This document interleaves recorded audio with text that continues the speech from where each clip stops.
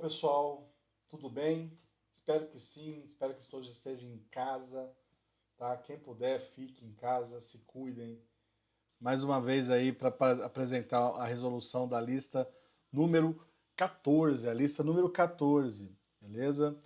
Espero que auxilie muita gente. Antes de eu passar aqui para estar gravando esse vídeo, eu corrigi algumas atividades e me assustei, porque muita gente errando coisas simples. Muita gente errando, às vezes, na matemática, tá? Então, quem está com dificuldade ou quem deu aquela erradinha básica e que se você erra todo o exercício na matemática, tá? Verifique aqui. Se você está com dificuldade ainda, se você ainda está com conteúdo que ainda está, professor, está muito difícil esse conteúdo de termoquímica, tenta fazer a lista 14 junto com o vídeo. Se você não conseguir fazer a lista junto com o vídeo, me procure, tá? Para que a gente possa tentar solucionar da melhor forma possível. Bora lá! Bom, pessoal, então vamos lá, vamos começar a lista número 14, tá? Cálculo de ΔH da reação com ΔH de formação. Então, nós temos, então, essa particularidade. A gente consegue prever variação calor liberado ou absorvido através desse tipo de cálculo. Então, no exercício número 1, ele fala o seguinte: na etapa final da formação de chuva ácida, ocorre o processo de trióxido de enxofre mais água formando o ácido sulfúrico, né? E considerando as entalpias da tabela, observe vocês que essas entalpias aqui que estão aqui, todas elas são entalpias da substância, então são entalpias de formação. Calcule o calor liberado ou absorvido, então a gente vai saber se o ΔH é positivo ou se o ΔH é negativo, na produção de 1 mol de ácido sulfúrico. Então nós sabemos então o seguinte, na tabelinha, nós sabemos que essa entalpia é uma entalpia de formação. Eu até coloquei aqui para vocês, ó, a forma que você pode escrever isso, tá? Então o ΔH de formação do SO3, essa bolinha, lembrando, é uma bolinha que significa padrão, que fala que o estado físico é a 25 graus Celsius e 1 atm. Então nós temos então a menos 400 kJ por mol, no caso do SO3, da água e do ácido sulfúrico. Lembrando que o ΔH da reação é o que? Quando a gente utiliza esse tipo de método, né, que é o método de entalpia de formação. É a somatória do ΔH de formação dos produtos menos a somatória do ΔH de formação dos reagentes. Lembrando daquele sistema, né, que a variação é o final, que é os produtos, menos o inicial, que é os reagentes. Consequentemente, então, o que nós temos? Nós temos que os reagentes é o SO3 e a água, e os produtos, o ácido sulfúrico. Fazendo, então, a forma, como ficaria isso, então? Então, o ΔH da reação, ΔH de formação do ácido sulfúrico, menos o ΔH de formação dos reagentes, que é o ΔH de formação do SO3, mais o ΔH de formação da água. Teve alguns alunos que colocaram menos aqui também, e aí fizeram um monte de menos e erraram na matemática. Tome bastante cuidado, tá? Então, o ΔH da reação vai ficar como, então? Menos 800, que é o ΔH de formação do ácido sulfúrico, menos. E olha só, eu coloquei aqui entre colchetes. Por quê? Porque isso aqui é uma somatória. Menos 400 mais menos 300. Essa conta aqui, então, vai dar menos 100 kJ. Não vai dar menos 500, 1.500, né? Como alguns colegas fizeram aí. Por quê? Porque vai ficar menos com menos. Então, a resposta é menos 100 kJ.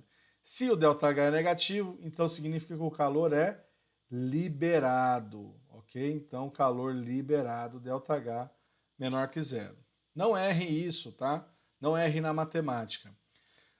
Vamos lá para o número 2? O número 2 também é o mesmo esquema. Ó. Apesar de não ser considerada combustível, amônio reage com oxigênio na presença de platina. Então, deu a reação. Note que essa reação, então, ela já tem seus coeficientes estequiométricos. E note também o seguinte, a tabela já tem todas as substâncias. Mas, professor, não tem o oxigênio. Não tem o oxigênio mesmo, porque você lembra qual que é a entalpia de uma substância simples? É zero. Então, gás oxigênio, como é zero, é zero. Então, não há necessidade de tabelar. Então, todas essas substâncias são substâncias de entalpia de formação. E ele fala aqui, ó, determina o calor de liberado ou absorvido. Então, ΔH positivo ou negativo ou positivo na reação de 340 gramas de amônia. Então, você observa o seguinte, ele já colocou uma pitadinha a mais. Na anterior, você só calculou o ΔH. Aqui não, aqui você já tem que ter uma noção de o quanto que vai reagir. Não é apenas uma proporção estequiométrica. Ora, se a gente já sabe já que a somatória dos produtos é menos a somatória dos reagentes é o valor de ΔH, então nós podemos então fazer essa expressão então. Nós temos o ΔH da reação e aí você sabe que essa tabela ela está em entalpia em kJ por mol. 4 mol de NO e 4 vezes o ΔH de NO, de formação de NO mais 6 vezes o ΔH de formação da água, menos 4 vezes o ΔH de formação da amônia, olha só, mais 5 vezes o ΔH de formação de O2. Eu coloquei o O2 aqui para quê? Para enfatizar que é zero. Então, 4 mais 90, mais 6 menos 300, menos 4 vezes menos 46. Fazendo essa conta, vai dar um ΔH, então, da reação de 1.256 kJ. ΔH negativo, então é calor liberado. O exercício acabou por aqui? Não. Teve muita gente que eu corrigi que parou por aqui e que não deu continuidade. Lembra que eu falei lá no comecinho do ano que a gente ia ter que ir construindo e conforme o conteúdo que a gente ia aprendendo, a gente ia ter que colocar nos outros conteúdos a seguir? É o que está acontecendo aqui agora. Nós calculamos, então, o ΔH dessa reação. Só que ele pergunta o seguinte, qual é o calor, determina o calor de 340 gramas de amônia. Então ele quer saber, se tiver 340 gramas de amônia, quanto de ΔH vai ser liberado? Quanto de energia vai ser liberada? Ora, se nós sabemos então, e ele até deu a massa molar da amônia, que é 17 gramas por mol, nós podemos calcular então. Ora, se nós temos que 1 mol de NH3 equivale a 17 gramas, 4 mols equivale a X. Então, na verdade, ele quer saber um valor de 68 gramas. Então, em 68 gramas, nós liberamos o quê? 1.256 quilojoules na reação. Ora, se nós tivermos, então, esse tipo de liberação, nós temos uma relação. E qual é? Que 68 gramas de NH3 libera 1.256 quilojoules de energia. E se eu tiver 340 gramas, que é o que ele pede no exercício? Y. Y, então, você fazendo a regrinha de 3, multiplicando em cruz, o valor vai dar de 66.280 quilojoules, ou um ΔH negativo de menos 6.280 quilojoules. Que esse ΔH, então, é um calor liberado numa quantidade de 340 gramas de amônia. Tá? Você acha a reação, achou a reação, achou o ΔH da reação, você sabe o dado da massa molar, e aí é só jogar a proporção. Ou a quantidade de matéria, o número de mols, ou a quantidade de massa, e aí vai depender do exercício. E o próximo exercício, vamos para o 3. Já o exercício número 3, ele traz não por reação, mas por mudança de estado físico. Nós vimos lá na primeira aula de introdução de termoquímica sobre que esse calor envolvido nessas transformações, tanto química quanto físicas, eles podem ser calculados. E eu trouxe esse exercício para demonstrar para vocês que não somente acontece apenas em reações químicas, mas também em processos físicos. Olha só, as entalpias das substâncias permitem também a previsão do calor envolvido em mudança de estado físico. Assim, qual será o calor envolvido da ebulição de 340 gramas de água. Ora, qual que é o processo, então, de ebulição? Ele até colocou aqui nos dados, mas eu vou trazer aqui, ó. É o processo de passagem do líquido para o gasoso, utilizando o quê? Energia na forma de calor, né? Ora, se nós temos, então, a entalpia da água líquida de formação e a entalpia da água, do vapor de água de formação, e note também que eu não trouxe em tabela. E por que eu não trouxe em tabela esses valores? Para você ver que esses exercícios não necessariamente precisam de tabela para ser realizados, tá? Em algumas provas, em alguns concursos, trazem dessa forma.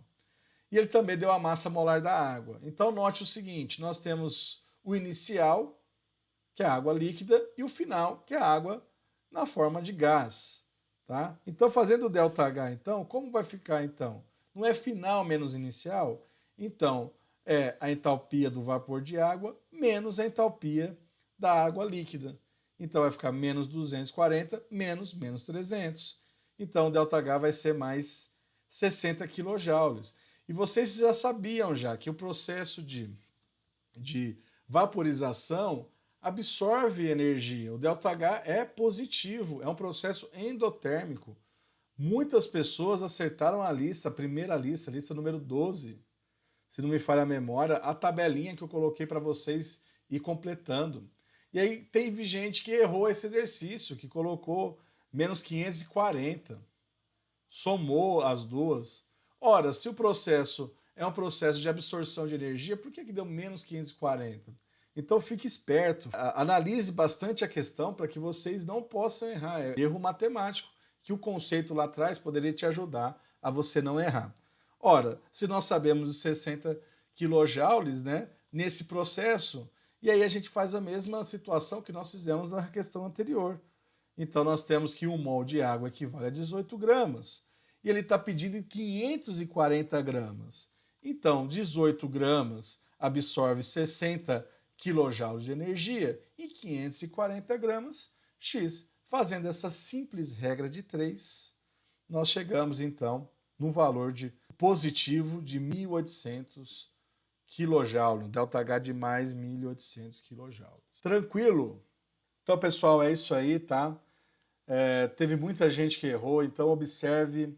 Na descrição do vídeo tá o link do gabarito, tá? E também tá lá no virtual também, beleza?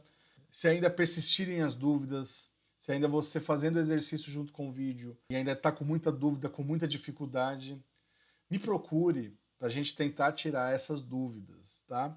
Estou à disposição de vocês, ok? É só você me chamar pelo WhatsApp ou até mesmo aqui via Classroom para a gente estar conversando, beleza?